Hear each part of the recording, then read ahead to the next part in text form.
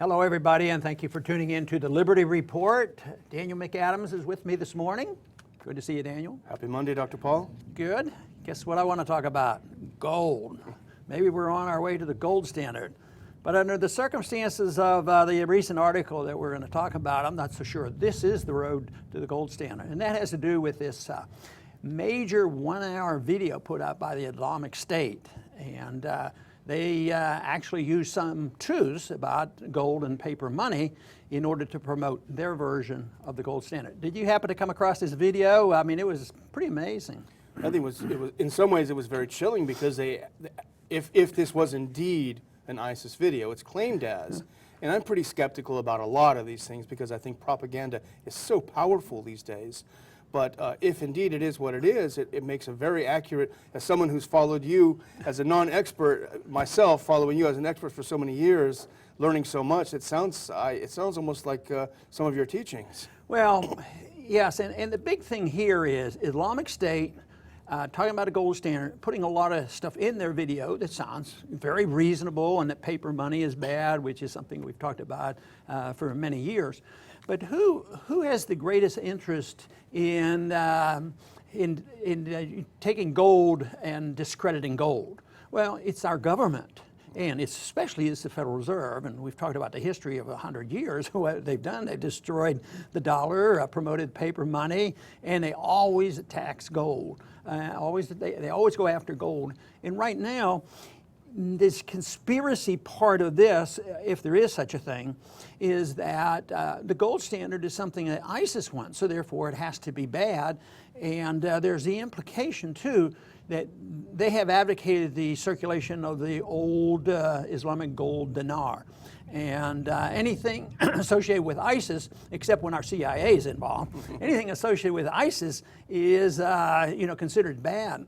So it's not a big stretch to think that if you and I, or two Americans someplace in the world, started exchanging gold dinars, that we could be in trouble with our own government. Certainly, if you look at the authorization for force after 9/11, the authorization for the National Defense Act, and these sorts of things. How they stretch it. Yeah, but the thing that struck me is, there was an appearance by you in the video, and that was pretty chilling in a way. But looking at it as if I was analyzing propaganda, it essentially says to me that, and maybe this is way out there, but this is no longer an analyst explaining what will happen, but you being drawn in and shown into, as well as several other hard money and Austrians that are in the video, you're shown as being complicit in the downfall of the U.S. currency system, as if you're a supporter somehow. Actually, you can read that into it. You really don't know, but it's probably pretty logical to think that. But then if the attack is on gold and Austrian economics, then there was certainly a concerted effort to keep the ideas of the gold standard and Austrian economics out of the news. It never became, an issue in the campaign in the ordinary media. It did with young people who are willing to look elsewhere. But it's never a contest. As at Jackson Hole this past week, do you think they said, well, how are we going to answer the question of Austrian economics? Totally ignoring it, because their goal is power, and their goal is controlling the monetary system. And I think they know, the establishment knows, what we know, and probably what ISIS knows, that the dollar is destined to self-destruct. But to associate that with ISIS is really where the leap comes.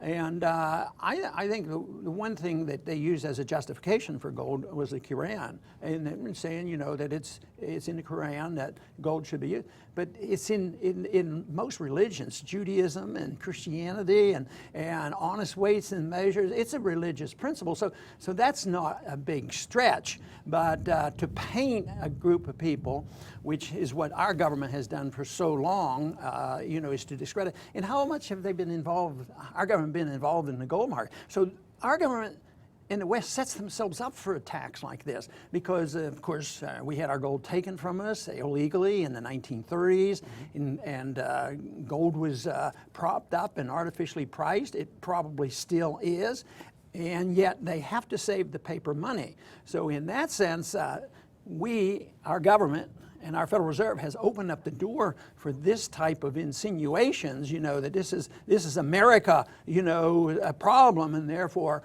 we are the only ones that can solve it. But then they bring in Austrian economics and free market people saying that that we might advocate something different. But then the guilt by association comes up, and that's where the danger comes in. What might they do to us?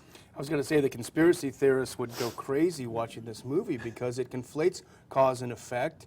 It puts you in the same position of these people who obviously you don't hold their ideology. But if the U.S. is behind ISIS, as some conspiracy people say, and the power elite really are terrified that the system is about to collapse, this is the kind of propaganda that you'd put out to blame someone else. Don't blame Janet Yellen. Yeah. Don't blame Ben Bernanke, blame James Rickards and yourself and others. Well, I've talked about it for a long time, and I've watched it closely ever since the breakdown of Bretton Woods, and that was a hectic time, not knowing exactly where it would go. It's amazing that they've held the fiat dollar standard together for so long, and then we've had crises in '87, we've had them in 1999, we've had them in 2008, and we had one last week, and it still goes on and on. In spite of those ongoing crises, in spite of the fact that I believe the dollar is essentially doomed, I don't buy into the theory or the hope of what ISIS is saying. Oh yeah, it's such a mess, the dollar's going, and this is our second stage. We bombed the towers and proved that we can destroy capitalism and freedom, and therefore now we're going to destroy the dollar. Well, no, we're going to do that ourselves. It's not going to be because of ISIS. So if that final day comes when the people give up on the dollar and we go to a metal, because I've always said they will have to go back for reassurance to go to a precious metal to get confidence back in the dollar. It's not going to be ISIS. There's still going to be international banking going on. I think there's still going to be electronic transfers of money, which will be very important, but you can still do that under a gold standard. Most people think if you have a gold standard, you have to have heavy weights in your pocket to buy a car, and that's not the case. Not the case at all. But I do believe that we're moving in this direction. ISIS is not going to be in charge of the gold standard. There may be somebody out there that might be able to. Matter of fact, they might suffer from the loss of the dollar because they're using our dollars. They get our dollars from us and do all these things, and they benefit by it. But yes, individuals will. But gold is not a standard for countries. I know that we had a gold standard and it was declared gold and silver as legal tender, but gold and silver is legal tender because the market decides this. So this idea that gold has to belong to ISIS or United States government or the Federal Reserve, no, the market will pick it. And I think if you do have governments involved, not ISIS and not the United States, it's going to go east because that's who's buying the gold. It's going to be Russia and China and India and these various countries. So if in the midst of a crisis, I think they're the ones who are likely to issue a currency and not ISIS. By the way, we should mention that this video, which is fascinating as a piece of propaganda, either way it is, we first noticed it on Zero Hedge, which we both read faithfully, but some of our viewers may want to look at this video for themselves. So it's a couple of days back, or I think it's yesterday on Zero Hedge. So. Yeah, and I think that we're going to hear a lot more about this, but I think the main reason why we wanted to talk about this today was to, try to figure out who actually was behind this, and the production is pretty impressive. It's very westernized and westernized American type speaking in there, so it's rather shrewd. That's why I think it would, to destroy gold and destroy the concept of Austrian economics, it's our government that would benefit the most. I'm not sure the average person fighting in ISIS and trying to expel foreign invaders are worried about this as much as they'd like us to think they are. So that is the big thing that's going on what really and who is really behind all this.